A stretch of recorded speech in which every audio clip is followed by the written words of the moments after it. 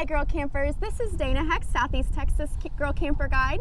And I'm Brenda Puckett, the Eastern Oklahoma Guide, and we're in Athens, Texas, coming to you with another episode of 52 Ways to Empower Women on Education and Maintenance in Their RVs.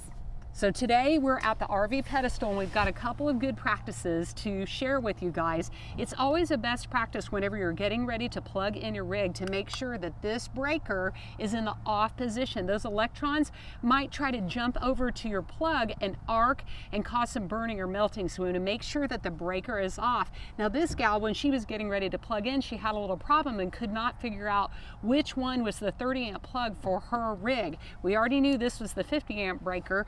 There's one that's a 20 amp, and then we had one that was labeled lamp post, and it was actually the 30 amp breaker. So she figured that out. She had it in the off position, plugged in, and she's also got an EMS system. She turned it on after she got the all clear. And what's this EMS system do? So this EMS system is considered a great practice to have for your campers. It helps to prevent any power surges. It also helps to prevent any low voltage situations, and just to protect your camper, protect your investment. If there's reverse polarity, reverse polarity, anything like that. So one of the great things about this system is that once you plug it in and plug in your camper, then it usually has to go through a maintenance period of about 60, 90 seconds, maybe up to 2 minutes before it'll actually send power from the pedestal to the camper. And if there's no power being sent, you don't want to unplug the system and then plug your camper directly in. If it's no power being sent, there's a problem. Right. And that was one of the things that this particular camper wasn't sure about. And she,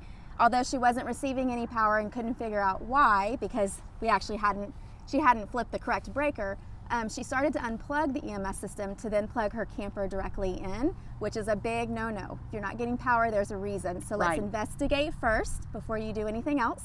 As it turned out, it was perfectly fine. But one of the things to remember is you want to have a super tight connection. Oops, let's see.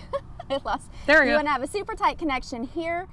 Without that tight connection, you're going to end up having some arcing of your voltage, and you can actually damage and burn your power cord into your camper. So leave it plugged in. Nice and tight. Leave it plugged in. It should be stored as one unit, not two. Keep it all together.